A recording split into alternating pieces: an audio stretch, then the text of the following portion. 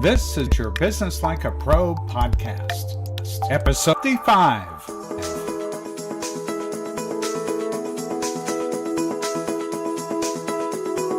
Welcome to the Market Your Business Like a Pro podcast with Ken Countess. Ken is an internationally recognized marketing expert. This podcast will give you tips on how to market your business more effectively than ever before to help you make more money, whether you're just starting out or have been in business for years. And now, here's Ken Countess.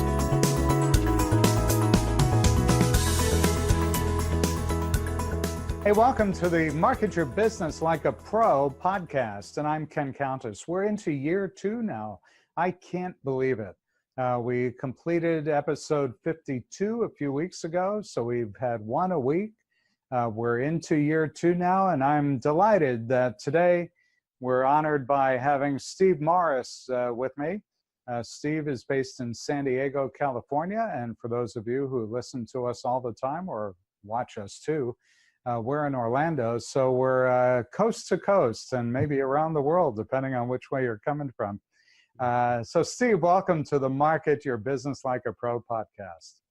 Well, Ken, thank you so much. I do appreciate you hosting me here today. I'm excited for our conversation. Steve is a brand expert, and he's written several books, and he's done all kinds of really neat things, and we had a chance to chat for a few minutes before we started recording. So, Steve, I'll just let you go ahead and introduce yourself. Tell us a bit about you, let your audience know what you're up to, and let's have a great, fun conversation.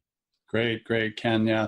So thank you. So for the past 25 years, I've run a brand consultancy. The name of that consultancy is called the Mth Degree, M as in Mary, TH degree. So really think about it in the terms of the mathematical term nth degree, which means without limits. And so for us, really, it means marketing without limits. But cool. The reality is that we work with the intersection of organizations when they're looking to grow, when they're looking to evolve. And every business out there has influences, sometimes internal influences, sometimes external influences that really kind of encourage them to take the next leap and go to the next level. And so that could be something internally like a merger or acquisition. A new CEO comes on board and wants to take the organization a new direction. Or it could be external, where they want to launch a new product out in the world or refocus where their product marketing actually goes, or they've lost market share. And so what I do is I work with the leaders of those organizations to mine what I call their most deeply held beliefs, which is their purpose, their mission, their vision, the core values, and the promise. Create brand language or a messaging matrix around that, infuse that within the culture, work with the culture to adopt that brand, and then represent that brand through the consumer experience.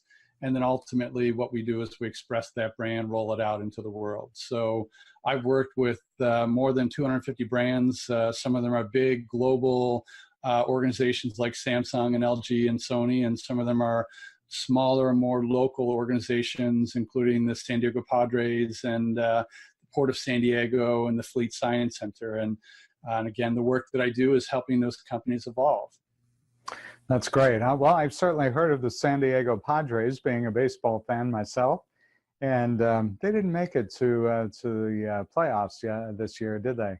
No, they're neither did my team. Okay, yeah, I was going to say the Padres, unfortunately, are not well known for making the playoffs, at least in the last couple of years. Yeah, I'm a diehard Met fan. Oh, great! Yeah.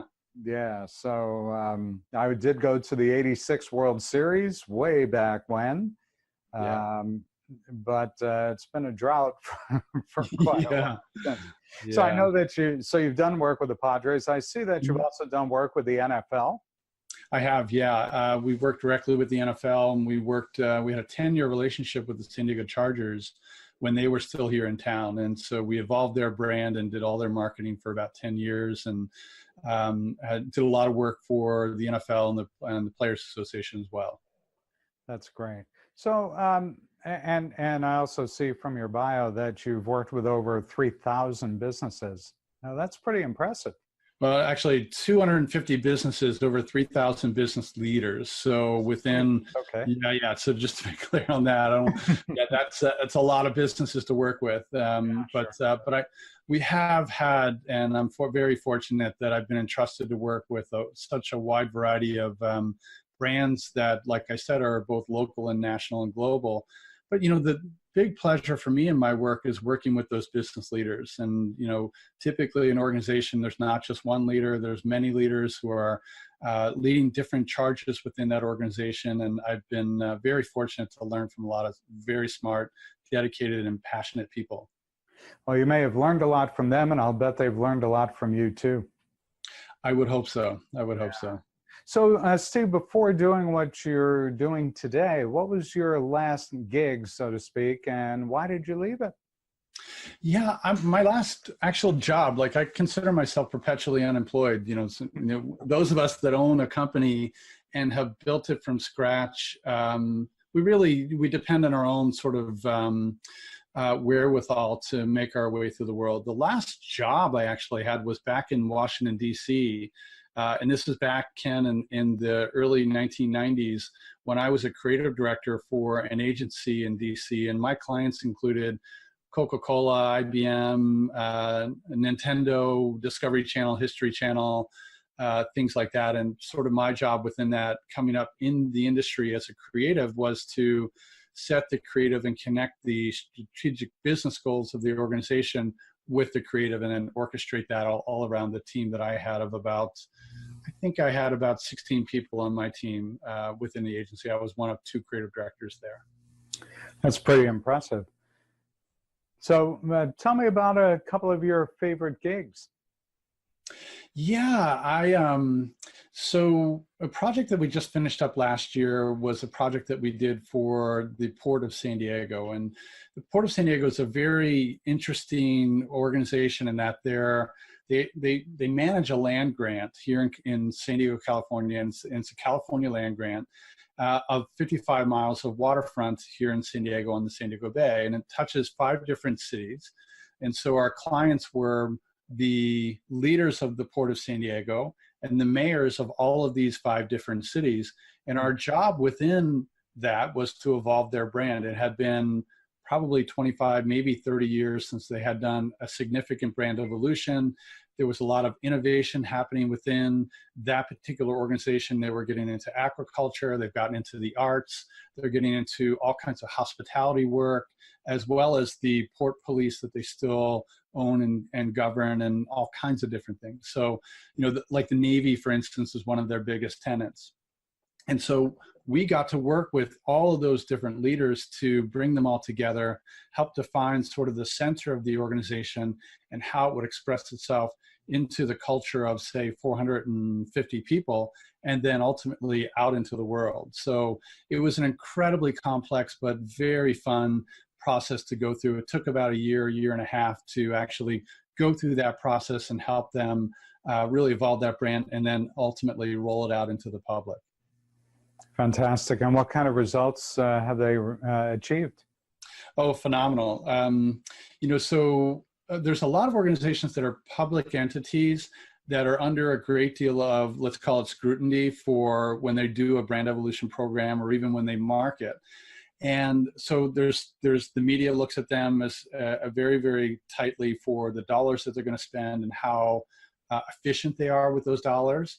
And the results of the rollout of the campaign and really the evolution program were only positive here in San Diego. So the media totally got it. They understood why we were doing it. We, as in us in the port, and they really embraced the new brand in a very, very positive way. And to the organization, it's helped them garner all kinds of new contracts and attract new employees and all kinds of things in that realm. That's great. And before we rolled tape, so to speak, we were talking about storytelling.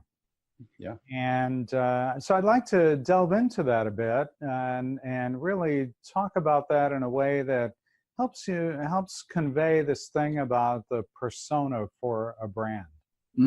Yeah. So Ken, you and I share an affinity for the storytelling attributes and the power and prowess that any organization can really deploy from a story, actually first mine, and by mine I mean gather and capture, and then ultimately tell those stories. And so part of the work that I do with organizations is mining the cultural stories that exist within the organization.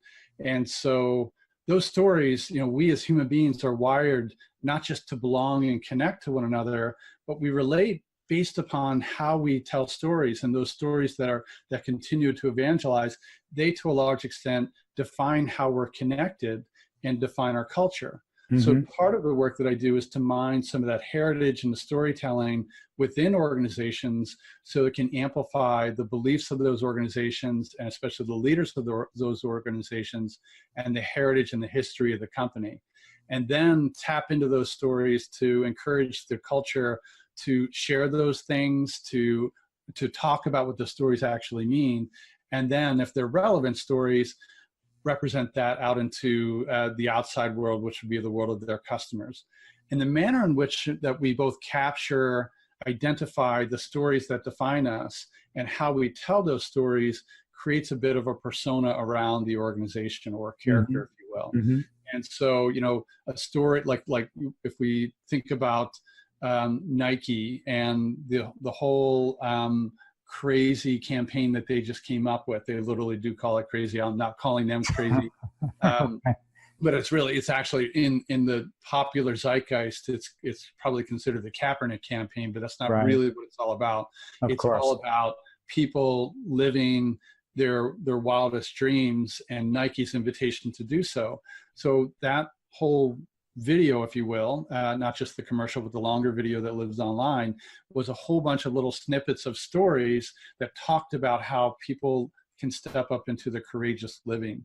And it's Nike's way of manner of expressing their own persona and what they believe in, the just do it mindset, out into a storytelling that you could take snippets out of that particular video and say, oh, there's a story about the handicapped kid here, or the hockey player here, or the gymnast here, or Kaepernick, or whatever. That's great. So as I think about the audience for this podcast, it's a pretty good blend, running from startup to small business to mid-size to large cap to Fortune 100 to Fortune 10 kind of people.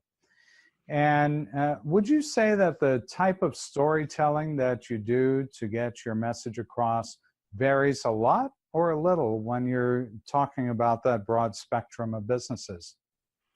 Yeah, I don't think it makes really any difference in the size of your company about, so there's a couple ways that we could address this question. So one of which is, on one level, to all of those size and shapes of organizations, are stories important? And I would suggest that they all are. Even if you're a solopreneur, you have stories about the way that you showed up with a particular client, or the speech that you gave here, or the way that you put out thought leadership, or whatever it is that your solopreneurship does.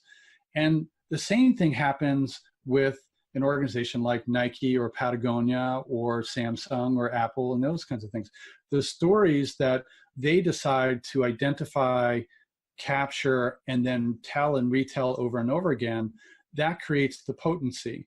And so the manner in which that either one of those organizations wouldn't necessarily be any different in how they gathered their stories, but they would be very different in how they told their stories. So, if you're a solopreneur, you probably have a very specialized audience in which you want to tell that to, and you want to make sure that that story is relevant to them. In the world of the big global brands, you're probably talking more iconic story types. You're probably tapping into Jungian psychology and even into Joseph Campbell and the hero's journey and things like that, that are more universal style stories that can relate to more everyday people, because you're reaching a much more of a mass audience. Excellent. So let me ask you this, and switch gears a little bit. Is there a sweet spot for you and the type of clients you like to work with? Yeah, I think that there is. These days, most of the businesses that are coming to us, as I mentioned earlier, first and foremost, they're looking to evolve. They're very serious about kind of upping their presence and deepening their belief system and making sure that it's amplified out into the world. the size of the company, it tends to work really well for us if they're, 20 million up to 500 million in terms of size. And industry, we're very agnostic, and that we work with organizations that are in nonprofit and very much for-profit, in consumer products, a lot of consumer electronics, higher education, academia, and all kinds of different things. So our sweet spot is a need versus a style of company. Yeah. Where do you think business owners, and again, we're talking, pretty broad spectrum. You could segment them if you wish, but where do you find that businesses are most challenged in getting the word out about their business, or in marketing, or getting the message out? Where do you think that might be? Yeah, I think marketing is one of those things that it's always on. Yeah. And there's a lot of noise out there, right? So I think the biggest challenge right now is cutting through the noise and getting people's attention. So in the world of marketing, recent statistic that I read is that it takes 7 touch points for someone to first and foremost recognize that your company, your brand, or your product exists, and then another 7 for them to intellectualize and begin to create an emotional connection. And so the challenge is having enough repetition for organizations to go out there and be very consistent about the manner in which they're talking about their brand or their marketing or their advertising, but also do so in a way that talks about what's in it for the customer. So one of the things I see that companies suffer from too often, or make the mistake of too often, is talking about them too much, and not talking about how their product or service actually benefits the lives of their customers. I think if you begin to craft whatever your marketing messages is around that, around those benefits, then you're going to cut much more quickly through that clutter. Sure. Yeah. It's the what's in it for me, right? If I'm on the receiving end, hey, what's in it for me? And I'd like to back up a step or two. I think you raised a point that I'd really like to elaborate a little bit on. And that has to do with the old theory of it takes 7 touches. I'm glad to hear you say it's 14. And not all that long ago, I was in a workshop, and it was proposed that it may be 20, 22, 24 touches, because there's so much noise out there now that you've just got to keep your message out, keep that marketing machine going. As you said, it's got to be on all the time. Yeah. And it varies depending on what industry you're in and what sector your product or service is in. If you're a B2B company, the statistics that I've read is that it takes less touches to get their attention, but more hands-on communication to nurture them into an actual relationship.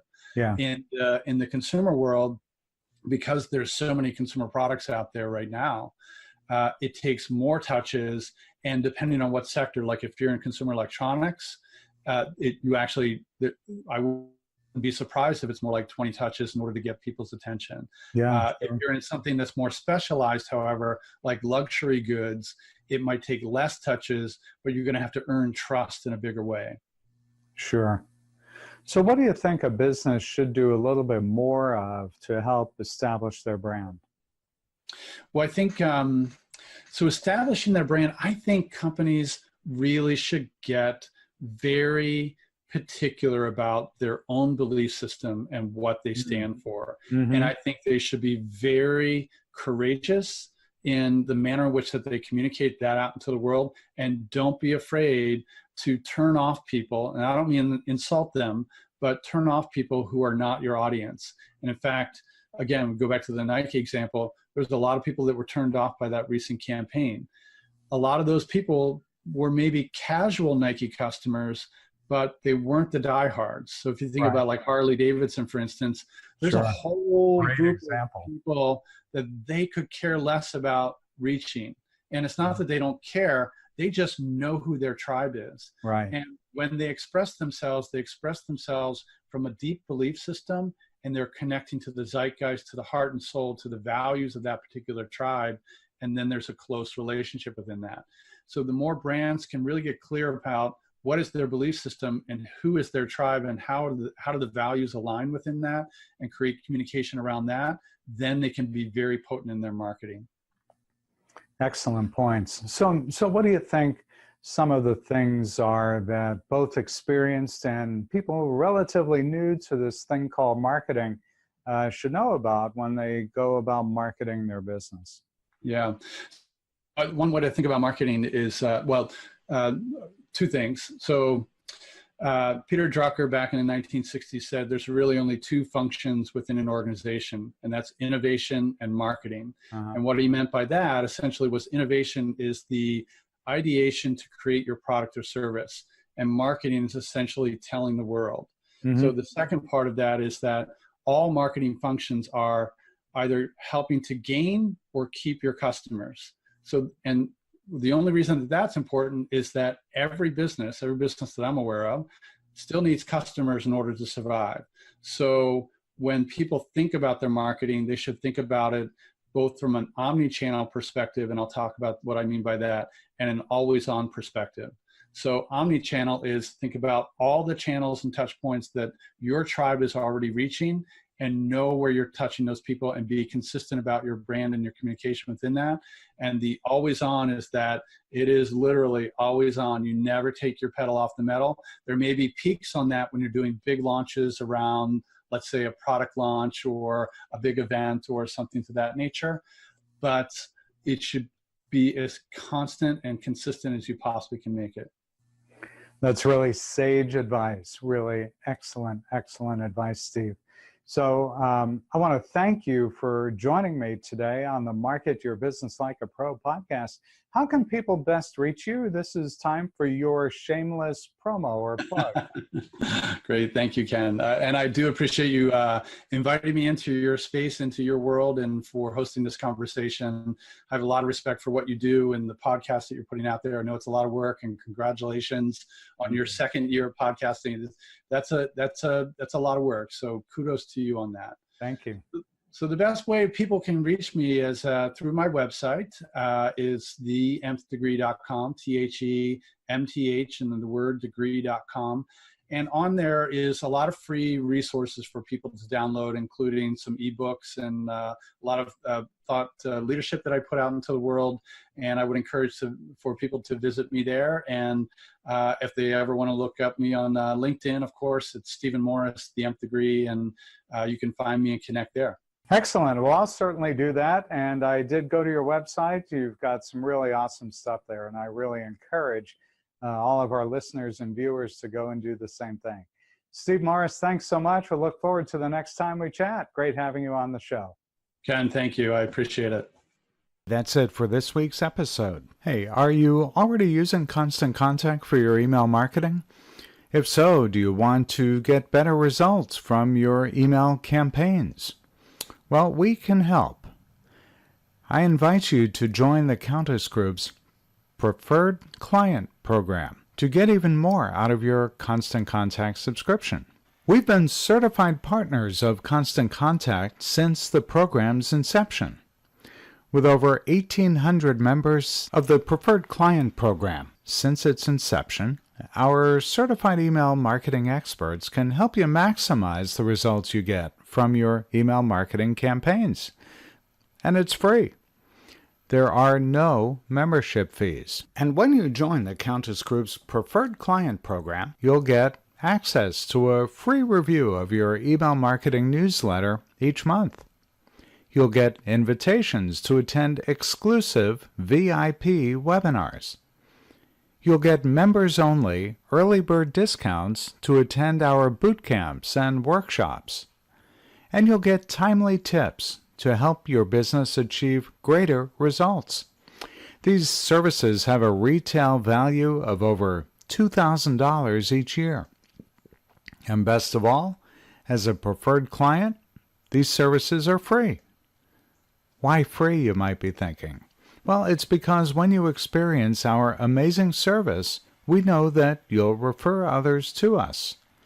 So if you're interested, send us an email to let us know that you'd like to become our next preferred client.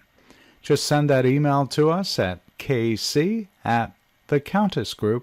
www.marketyourbusiness.com. Don't forget to check out our Email Marketing Online Academy. It's www.marketyourbusiness.co/email-academy. That's where you'll find out more. Check out all of our episodes of the Market Your Business Like a Pro podcast. It's on our website, marketyourbusiness.co. Look for the podcast tab, and there you'll find all previous episodes. And while you're on our website, don't forget to check out all the other resources and sign up for our weekly newsletter too.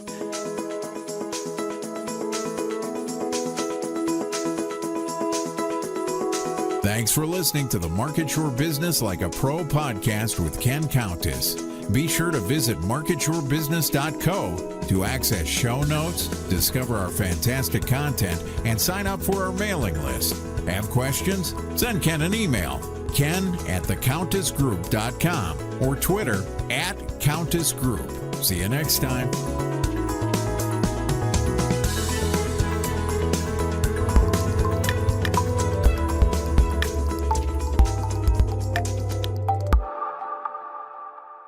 If you need help with this or anything else related to marketing your business, reach out to us.